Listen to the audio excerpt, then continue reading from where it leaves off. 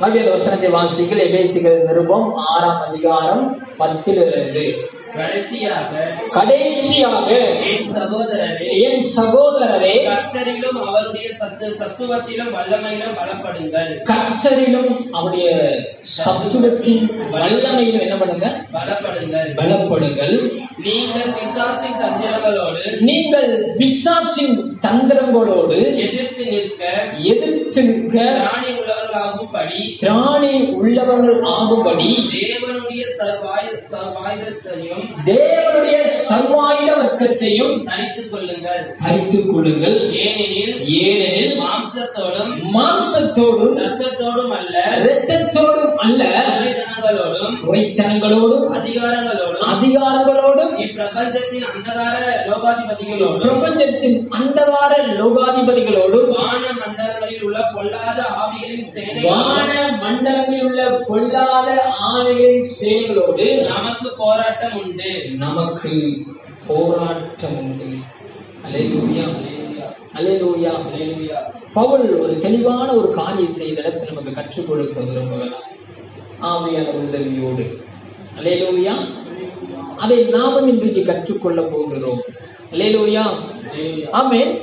வசனம் சொல்லுகிறது, ஆமென், மாம்சத்தோடும் இரத்தத்தோடும் அல்ல, ஆமென், குறைத்தனங்களோடும் அதிகாரங்களோடும் இப்பிரபஞ்சத்தின் அந்தகார லோகாதிபதிகளோடும் வான மண்டலங்களில் இருக்கிற பொல்லாத ஆவிகளின் சேனைகளோடும் நமக்கு என்ன உண்டா? நமக்கு யுத்தம் உண்டு. அல்லேலூயா. வேதம் தேவனை குறித்து இப்படியாக சொல்லுகிறது, அவர் நம்மை யுத்தத்துக்கு பழக்குவிக்கிற தெய்வம். ஆமென். யுத்தத்துக்கு என்ன பண்ற தெய்வமா? பழக்குவிக்கிற தெய்வம். நீங்களும் நானும் யுத்தம் எப்படி செய்ய வேண்டும் என்று சொல்லி நமக்கு கற்றுக் கொடுக்கிற தெய்வம் தான் நம்முடைய தெய்வம். அல்லேலூயா. வேதத்துல பார்த்தீங்கன்னா புதிய ஏற்பாட்டிலே 2 வகையான யுத்தங்களை நாம் பார்க்க முடியும். எத்தனை வகையான யுத்தம் கவனிக்கிறீங்களா? நீங்க 2 வகையான யுத்தம். ஒரு யுத்தம் ஆவிக்குரிய யுத்தம், ஆமென். இன்னொரு யுத்தம் வெளிப்படையான யுத்தம், ஆமென். பாருங்க, இந்த வெளிப்படையான யுத்தம் எப்ப நடக்கும் என்றால், ஆமென், இது அர்மகதோன் யுத்தம். இயேசு 3ஆம் வருகையில வரும் பொழுது நேரடியாக இயேசுவும் நம்மோடும் இயேசுவோடு கூட இருப்போம், பரலோக சேனைகள் நம்மோடு கூட இருக்கும், சேர்ந்து வெளிப்படையாக பிசாசை எதிர்த்து நம்ம என்ன பண்ணுவோம்?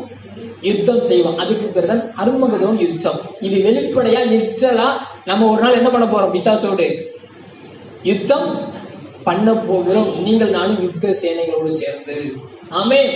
பாருங்க, இந்த அர்மகதோன் யுத்தம் தான், ஆமென், ஒரு பெரிய யுத்தம் என்று சொல்லி வேதம் சொல்லுகிறது. சரித்திரம் இது 3வது உலகப் போர் என்று சொல்லுகிறது, ஆமென். பாருங்க, இது வெளிப்படையான யுத்தம். இந்த வெளிப்படையான யுத்தத்துல நீங்கள் நானும் பங்கு கொள்ள வேண்டும் என்றால் யாரெல்லாம் பங்கு கொள்ளணும்? வெளிப்படையான யுத்தத்துல யாரெல்லாம் பங்கு கொள்ளணும்? இயேசுவோடு கூட நீங்களும் யுத்தத்துல பங்கு கொள்ளணுமா வேணாமா? வேணாமா? யுத்தத்துல பங்கு கொண்டாதான் புதிய எருசலேம்ல வாழ முடியும். ஆமென். யாரெல்லாம் அர்மகதோன் யுத்தத்துல இயேசுவோடு கூட, ஆமென், யுத்தத்துல அவரோடு கூட மனமாட்சியாக சேர்ந்து, ஆமென், ஃபைட் பண்றாங்களோ அவங்களுக்கு தான் என்னது? புதிய எருசலேம். அல்லேலூயா. அப்பனா அந்த அர்மகதோன் யுத்தத்துல நீங்கள் நானும் பங்கு கொள்ள வேண்டும் என்றால் ஆமென், வேதம் நமக்கு ஒரு யுத்தத்தை கற்றுக் கொடுக்கிறது. ஆவிக்குரிய யுத்தத்தில் நீங்கள் நானும் ஜெயிக்க வேண்டும். ஆமென். சோ அந்த யுத்தத்துல நீங்க சண்டை போடணும்னா இங்க சண்டை போட தெரிஞ்சிருக்கணும். இங்க ஆவிக்குரிய யுத்தம் ஒன்று இருக்கிறது. அல்லேலூயா. இந்த ஆவிக்குரிய யுத்தம் என்பது நல்லா கவனிங்க, என்னைய நம்முடைய வாழ்க்கைக்கு, சபை வாழ்க்கைக்கு ரொம்ப அவசியம். கண்களால் இந்த யுத்தத்தை பார்க்க முடியாது. ஆமென். லிட்டரலா ஆமென் கரங்களை வைத்து யுத்தம் பண்ண முடியாது. ஆமென். இந்த யுத்தம் என்பது ஆமென் துரைத்தனங்களோடு, அதிகாரங்களோடு, ஆமென் வான மண்டலத்தில் இருக்கிற பொல்லாத ஆவிகளின் சேனைகளோடு இந்த யுத்தம். நல்லா கவனிக்க வேண்டும். இந்த யுத்தத்துல நல்லா கவனிக்கிறீங்க இல்லையா? ஒவ்வொரு நாளும் நாமே இந்த யுத்தத்துல ஒவ்வொரு நாளும் நாம் ஜெயிக்க வேண்டும் என்று தேவனுடைய திட்டம். இந்த யுத்தம் தேவனே அனுமதிப்பது. அல்லேலூயா. இந்த யுத்தம் யார் அனுமதிப்பது? ஏன்னா அவர் தான் சொல்லியிருக்காரு, பொல்லாத ஆவியின் சேனைகளோடு உங்களுக்கு என்ன உண்டு? யுத்தம், போராட்டம் உண்டு.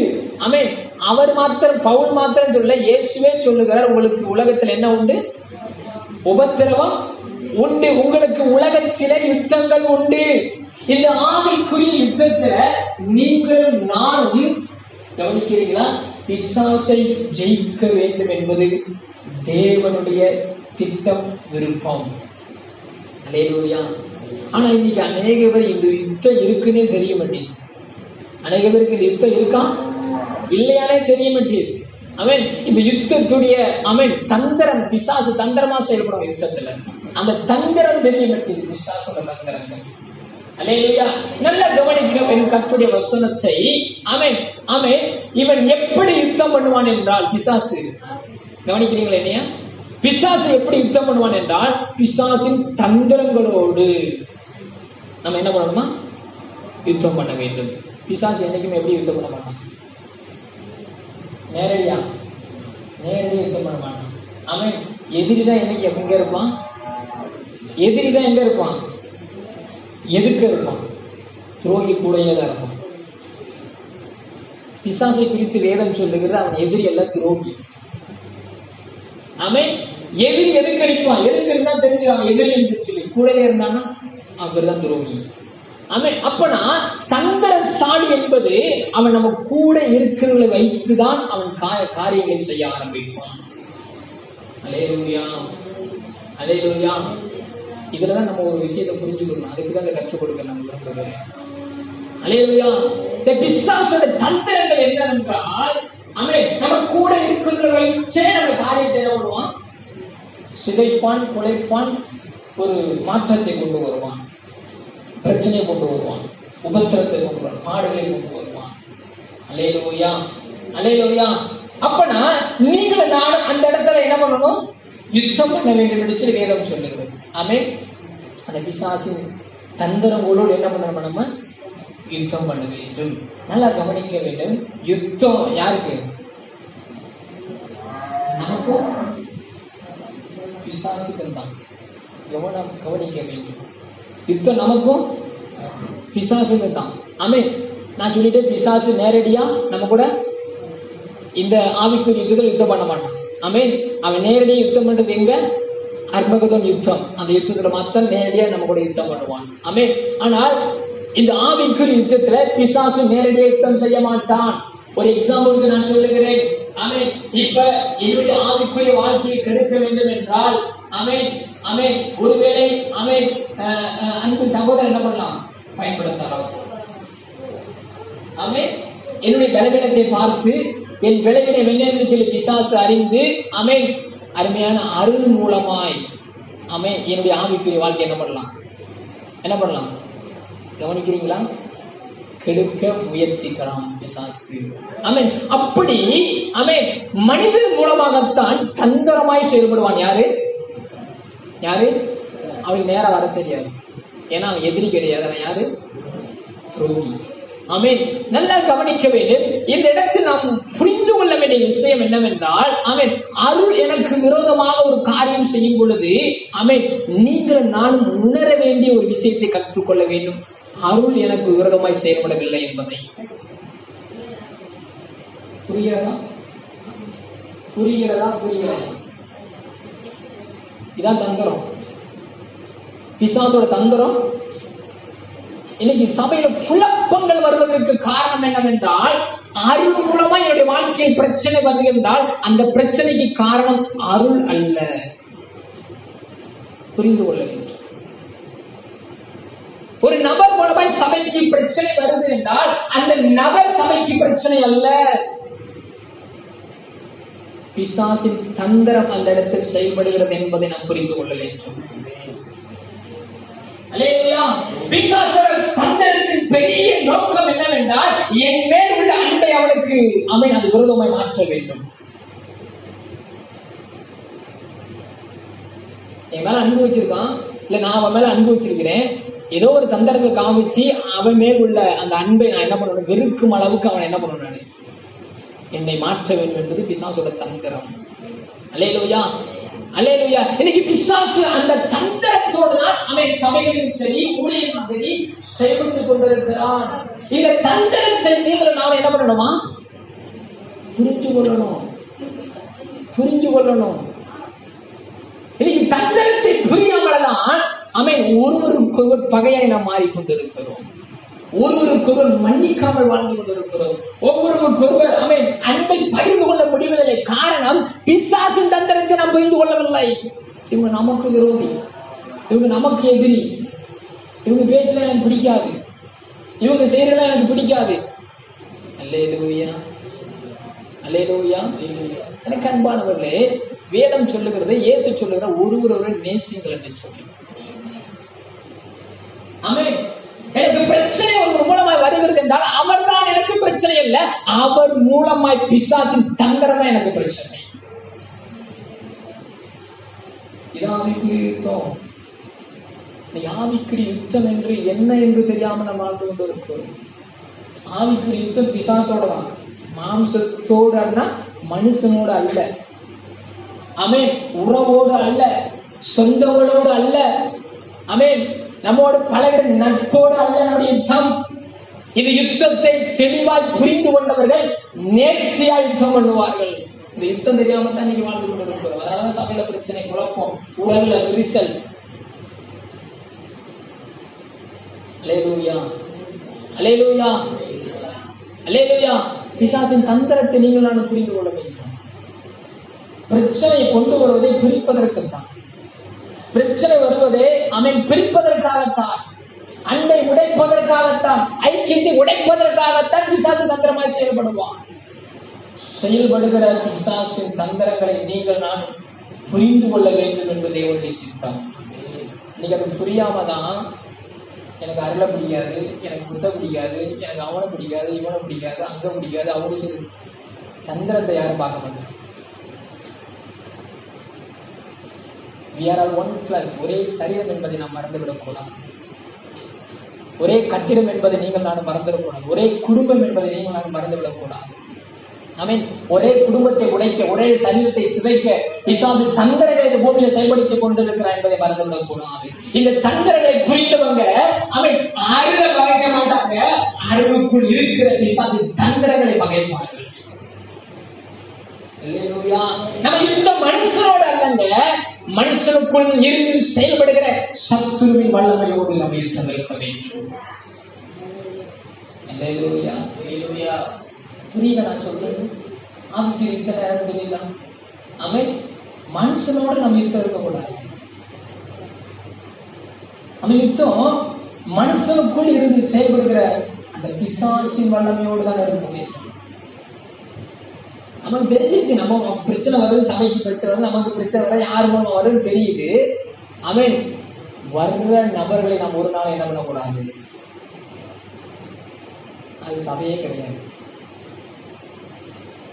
அதுதான் சொல்ற, நீங்க ஒருவரை மன்னித்து விட்டு கொடுத்து வாழ்ந்து நேசித்து வாழ கற்றுக்கொள்ளுங்கள். ஒருவர் பாரங்களை சுமக்க கற்றுக்கொள்ளுங்கள். அதான் சபை. அப்பனா பிசாசின் தந்திரத்தை புரிந்தவங்க கரெக்டா பிசாசோட தந்திரத்தை பார்த்து புரிய வைப்பாங்க.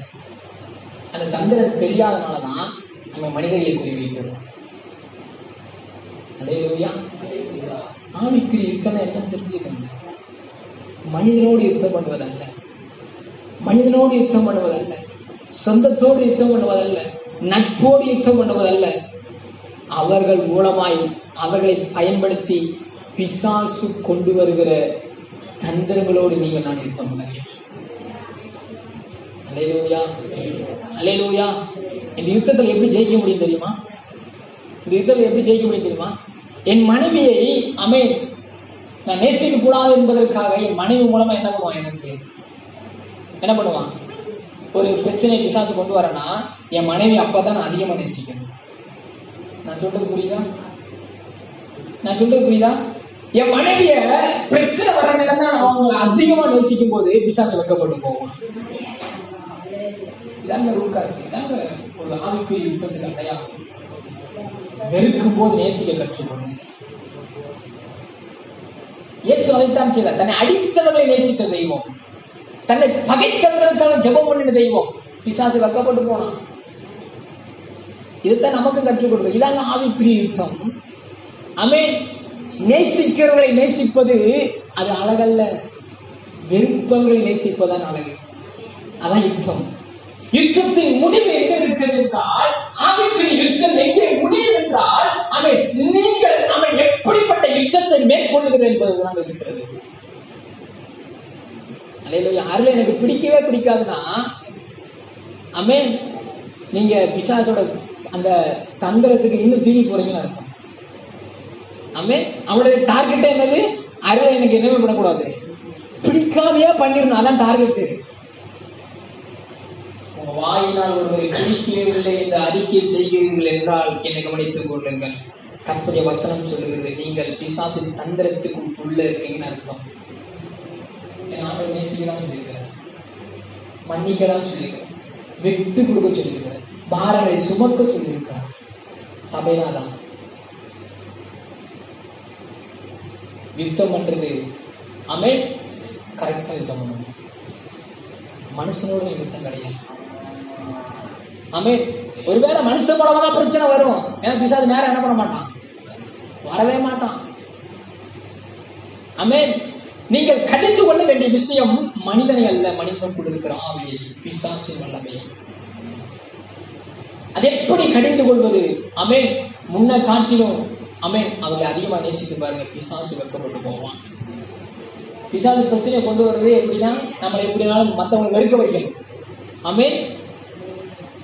நமக்குள்ளே ஒரு பிரிதலை, ஒரு சண்டையை, ஒரு ஐக்கியத்தை உடைக்க வேண்டும் என்றுதான் பிசாசுடைய நோக்கம். ஒருவர் விட்டு கொடுத்து வாழுங்கள், ஒருவர் மன்னித்து வாழுங்கள், ஒருவர் பாரத்தை ஒரு சுமக்க கற்றுக் கொள்ளுங்கள். இதான் ஆவிக்குரிய யுத்தம். என் யுத்தத்துக்கு கத்திலாம் தேவையில்லை. என் யுத்தத்துக்கு என்ன தேவையில்லை? கத்தி அருவாலாம் தேவையில்லை. அன்புங்கிற வார்த்தை போதும். வேதம்ங்கிற ஒரு பட்டையை நம்ம கையில இருந்தா போதும். வேதம் சொல்லுகிறது, வேதத்துக்கு கீழ்ப்படிந்து, தேவனுக்கு கீழ்ப்படிந்து பிசாசுக்கு எதிர்த்து நீங்கள் அப்படி அவங்களை விட்டு ஓடி போவான். நமக்கு பிரச்சனை வருதா, யாரு மூலமா வந்தா என்ன, வந்தவங்களை என்ன பண்ணுங்க முத, வெறுக்காதீங்க முத. இயேசு கற்றுக் கொடுத்த பாடம் அது. இயேசு நினைச்சிருந்தாருன்னா நமக்கு ரட்சிப்பே கிடையாது. நம்ம அந்த அளவுக்கு தப்பு பண்ணியிருக்கோம். அவர் நினைச்சாருன்னா நமக்கு என்ன கிடையாது, ரட்சிப்பே கிடையாது. அவர் நம்ம மேல இரக்கம் பாராட்டினாலும் நீங்க உட்கார்ந்துருக்கணும். அல்லேலூயா. சோ அப்படி மன்னித்த தெய்வம் தான் நமக்குள்ள இருக்கிறார். அதனால யுத்தம் யாரோடு என்பதை தெளிவாக புரிந்து கொள்ள வேண்டும். வேதம் நமக்கு தெளிவாக கற்றுக் கொடுத்து, பிசாசின் தந்திரங்களோடு தான் நமக்கு யுத்தம். மனிதர்களோடு அல்ல, சொந்தத்தோடு அல்ல, உறவோடு அல்ல, நட்போடு அல்ல. ஒருவர் நாம் விட்டு கொடுத்து வாழ கற்றுக்கொள்வோம். அன்பு செலுத்த கற்றுக்கொள்வோம். ஒரு பாரத்தை ஒரு சுமக்க கற்றுக்கொள்வோம். சகிப்புத்தன்மை குடும்பத்திலே ரொம்ப அவசியம், சபையில ரொம்ப அவசியம். சோதனை சகிக்கிற மனுஷன் தான் யாரு? சகிப்புத்தன்மை இருக்கிறவன் தாங்க பாக்கியவான். சகிப்புத்தன்மை இல்லாட்டா அவன் பாக்கியவான கிடையாது. ஒரு நமக்கு விரோதமா பேசுறாங்களா, யாரா சகிக்க பார்க்கலாம், சகிக்க முடியல. இன்னைக்கு சகிச்சு பாருங்க, அதான் யுத்தம். நீங்கள் சகித்தால் யுத்தத்தில் வெல்லுவீர்கள், ஜெயம் பெறுவீர்கள். இன்னைக்கு சகிப்புத்தன்மை இல்லாதனாலதான் யுத்தத்தில் தோல்வி அடைகிறோம். ஆவிக்கு யுத்தம் என்னன்னு தெரிஞ்சுக்கங்க. முத பிசாசை சுட்டரிப்பது, பிசாசை எரிப்பது, பிசாசை கட்டுவது ஆவிக்குரிய யுத்தம் அல்ல, மன்னிப்பதுதான் ஆவிக்குரிய யுத்தம். அல்லேலூயா. விட்டு கொடுப்பது ஆவிக்குரிய யுத்தம். சகிப்புத்தன்மை ஆவிக்குரிய யுத்தம். ஏன்னா பண்ணி பாருங்க, சாத்தான் வெட்கப்பட்டு போவான். சாத்தான் என்ன பண்ணுவான்? வெட்கப்படுவான். அவன் வெட்கப்படுற தோல்வி. நீங்க சாத்தான் நம்ம வாழ்க்கையில சிரிச்சுக்கிட்டு இருக்கான். ஏன்னா அவன் தந்திரத்தை நம்ம என்ன பண்ணல, புரிஞ்சுக்கல. யுத்தம் யாரோட நமக்கு தெரியல. ஆவிக்குரிய யுத்தம் என்னவென்று சொல்லி நாம் புரிந்து கொள்ள வேண்டும். அல்லேலூயா, அல்லேலூயா, அல்லேலூயா. குடும்பத்தை ஐக்கியத்தை உடைக்க குடும்பத்துக்குள்ள இருந்தா ஒரு ஆளை கொண்டு வருவோம். அதுக்காக குடும்பத்தோட தூக்கி வெளியே போட்டுறோமா? அது எப்படி போட முடியும்? அவங்க நேசிக்க தானே செய்யறோம். குடும்பம்னா ஒண்ணு, சபைனா ஒண்ணா? குடும்பம் தான் சபை தான் குடும்பம். அல்லேலூயா. ஆவிக்குரிய யுத்தம் என்ன என்பதை நாம் கற்றுக்கொள்ள வேண்டும். ஆவிக்குரிய யுத்தம் பிசாசோடு அவன் தந்திரங்களோடு தான் இருக்கும். அல்லேலூயா. தெளிவாக புரியணும். ஆவிக்குரிய யுத்தத்துக்கு அன்பு ரொம்ப அவசியம், விட்டு கொடுக்கிறது ரொம்ப அவசியம், சமாதானம் பண்றது அவசியம். அல்லேலூயா. மன்னிப்பு கேட்பது அவசியம். நீங்க அதை வர முடியுது. என்ன வர முடியுது? மன்னிப்பு ஈஸியா கொடுத்துருவாங்க, கேட்கணும் அவசியம். கேட்டாலும் கொடுப்பாங்க. அதான் ஆவிக்குரிய யுத்தம் தானே. தப்பே பண்ணாட்டாங்க நம்மளோட உத்தரா நீங்க பிசாசு வெட்கப்பட்டு போகும். நீங்க பிசாசு கை கொட்டி சிரிக்க நம்ம வாழ்க்கையை பார்த்து எங்க அவனை எடுத்து நிக்க.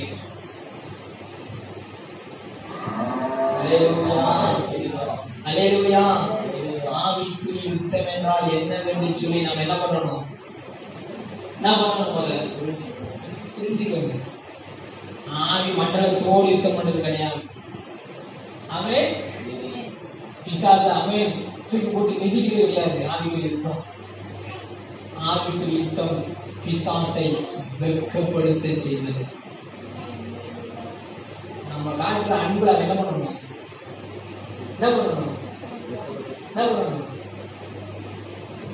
இவ்வளவு பிரச்சனையை மூட்டி விடுறோம். இவங்க அன்பு என்ன பண்ணுது? ஒரே பண்ணுது. விட்டு கொடுத்தே பேச பண்றாங்க.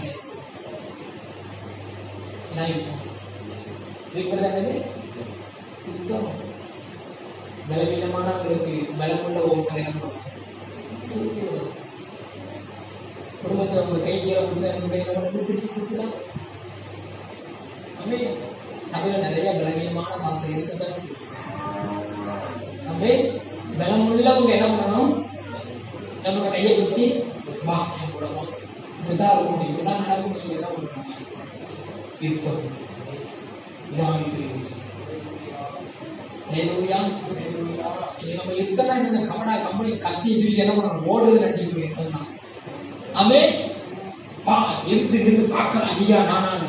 இதுக்கு பேர் யுத்தம் கிடையாது. ஒரு கை பார்த்துடலாம், இதுக்கு பேர் யுத்தம் கிடையாது. ஆவிக்குரிய யுத்தம் வேற. இது யுத்தத்தின் ஆயுதமே அன்புதான். இந்த யுத்தத்தின் ஆயுதம் என்னது? அன்பு. ஆவிக்குரிய யுத்தம் என்ன என்பதை நாம் புரிந்து கொள்ள வேண்டும். ரோட்ல போறோம், நடந்து போயிட்டு இருக்கோம், தெரியாம ஒருத்தர் இடிச்சிருவாங்க. எத்தனை பேருக்கு கோவம் வரும், எத்தனை பேருக்கு கோவம் வராது? இடிக்குது விடுங்க, தெரியாம எச்சி துப்புறா நம்ம சட்டையில பட்டுருச்சு, எத்தனை பேருக்கு கோவம் வரும்? சனியை பிடிச்சி சட்டையில இருப்பிட்டு பாருங்க. சொல்றோமா இல்லையா? ஏன் அதை யுத்தம் எடுக்க மாட்டோம்? ஏன் நமக்கு சோதனை எடுக்க மாட்டாங்க? இதாங்க பயிற்சி, இதான் பயிற்சி. இந்த பயிற்சியை புரிஞ்சுக்கிட்டீங்கன்னா, இந்த யுத்தத்தை புரிஞ்சுக்கிட்டீங்கன்னா உங்க அன்பு குறையவே குறையாது. ஆண்டவர் மனிதனை ஒரு நாள் வெறுக்க சொல்லவே இல்லை. எந்த சூழ்நிலையில் மனிதன் என்ன பண்ணணும்? நேசிக்க கற்றுக்கொள்ளணும். கொலை செய்வதற்கு ஒப்பு கொடுத்தார் ஆண்டவர். கொன்னவங்க கூட என்ன பண்ணார் ஆண்டவருக்கு? சிறுவிழவில் மன்னிங்கிற அந்த தாராள மனசு யாருக்கு வரும்? உங்களுக்கு எனக்கு வரணும். அதான் யுத்தம். இயேசு எப்படி யுத்தம் பண்ண வேண்டும் என்று கற்றுக் கொடுத்துட்டு இருக்கிறார் நமக்கு. தயவு செய்து சொல்றேன், ஆவிக்குரிய யுத்தம்னா என்னன்னு புரிஞ்சுக்கணும். பிசாசோடு எதிர்த்து நின்று கத்தி கம்பளம் தூக்கிட்டு வாடா நீ பெருசா நான் பெருசா பார்க்கறது யுத்தம் கிடையாது. அல்லேலூயா. ஆவிக்குரிய யுத்தம் என்பது மனிதர்களை நேசிப்பது, மனதார மன்னிப்பது, அன்பு செலுத்துவது, சமாதானம் பண்ணுவது, சத்தியத்தை கற்றுக் கொடுப்பது. அல்லேலூயா, அல்லேலூயா. எப்பேற்பட்ட பிரச்சனை வந்தாலும் பிசாசு நம்ம மூலம் என்ன பண்ணக்கூடாது, சந்தோஷப்படக்கூடாது. நாம் வெட்கப்பட்டு போக செய்வதுதான் ஆவிக்குரிய யுத்தத்தின் முடிவு. இந்த ஆவிக்குரிய யுத்தத்துல நீங்கள் நானும் சரியா இருந்தாதான் அர்மகதன் யுத்தத்துல அங்க பங்கு கொள்ள முடியும். இங்க விட்டு கொடுக்க முடியும்னா அங்க போய் யுத்தம் பண்ண முடியாது. இங்க நேசிக்கணும்னா அங்க போய் யுத்தம் பண்ண முடியாது. பரலோக ராஜ்யத்துல நீங்கள் நானும் அவரோடு கூட சிங்காசனத்தில் உட்கார வேண்டும் என்றால் அன்பு என்ற ஆயுதத்தை ஒவ்வொரு நாளும் பயன்படுத்துவோம். அல்லேலூயா. விட்டு கொடுத்த வாழ்வோம், சத்தியத்துக்கு சாட்சியா இருப்போம். ஆமென். நம்மளை குறித்து யார் என்ன பேசுறா நம்ம இந்த காலம் வாங்கிட்டு கேட்க வேண்டியது உள்ள போகாது. எதெல்லாம் தேவையில்லை அது தேவையில்லை அது மட்டும் தான் உள்ள போகும். அல்லேலூயா, அல்லேலூயா. ஆவிக்குரிய வாழ்க்கையில அநேக இடங்களை நம் காது மந்தமாக வேண்டும், செவிகள் அடைக்கப்பட வேண்டும். அல்லேலூயா, அல்லேலூயா. இதாங்க ஆவிக்குரிய யுத்தம். இந்த யுத்தம் தெரியாம தான் நீங்க வாழ்ந்து கொண்டிருக்கோம். இந்த யுத்தத்தை எப்படி செய்யணும் தெரியாம இருக்கும் சில பேர். ஆமென். இந்த யுத்தத்துக்கு பழக்கிருக்கிற தெய்வம் தான் நம்முடைய தெய்வம். இந்த யுத்தத்தை செய்து முடித்தவர் யாரு? அதனால வசனம் மேல வசனம் 10வது வசனம் சொல்லுங்க, வாசிக்க பார்க்கிறோம். கடைசியாக இதான் கடைசி என் சகோதரர், இதுக்கு மேல ஆண்டவர் ஒன்றும் சொல்ல விரும்பல. கடைசியாக என் சகோதரரே கர்த்தரிலும் பாருங்க, கர்த்தரிலும் அவருடைய சத்துவத்தின் வல்லமையில் அவருடைய சத்துவத்தின் வல்லமை என்ன பண்ணுங்க, பலப்படுங்க. நல்லா கவனியுங்கள். நீங்கள் பிசாசின் தந்திரங்களோடு எதிர்த்து நிற்க வேண்டும் என்றால் கவனிக்கிறீங்களா? கர்த்தரில் முத பலப்படுங்க. யாருல்ல? எந்த கர்த்தர்? பிதாவா, குமாரனா, ஆவியானவரா? இயேசு. இயேசுவோட பலப்படுங்க. ஏன் தெரியுமா? அவர் பிசாசை ஜெயித்தவர். ஆமென். அந்த யுத்தத்துல அவர் ஜெயிச்சிருக்கிறார். யுத்தத்திலே ஜெயித்த தெய்வம் ஒருத்தர் இருக்கிறாரு, அவரை சார்ந்து கொள்ளுங்கள், அவர்ல பலப்படுங்க. ஆமென். ஒரு யுத்தத்துக்கு போறோம்னா யாரு முதல் அந்த யுத்தத்துல ஜெயிச்சிருப்பாங்களோ அவங்கள்ட்ட என்ன கேட்போம்? நம்ம அந்த யுத்த யூகங்களை என்ன பண்ணுவோம்? கேட்டு கற்றுக்கொள்ளும். அது மாதிரிதான் இயேசு எப்படி யுத்தத்துல ஜெயம் பண்ணாரு, இயேசு எப்படி இந்த ஆவிக்குரிய யுத்தத்தை ஜெயமாய் முடித்தார் என்பதை அவரிடம் நாம் கற்றுக்கொள்ள வேண்டும். அந்த இரண்டாவது அவருடைய சத்துவத்தின் வல்லமை, அவருடைய வார்த்தையின் வெளிப்பாடுகளில் கற்றுக்கொள்ள வேண்டும். அவற்றை கற்றுக்கணும். இரண்டாவது அவர் கொடுக்கிற வார்த்தையின் வெளிப்பாடுல கற்றுக்கொள்ளணும். இந்த ரெண்டு நம்ம கிட்ட இருந்தா போதும், பிசாசின் தந்திரங்களோடு நாம் யுத்தம் பண்ண முடியும்.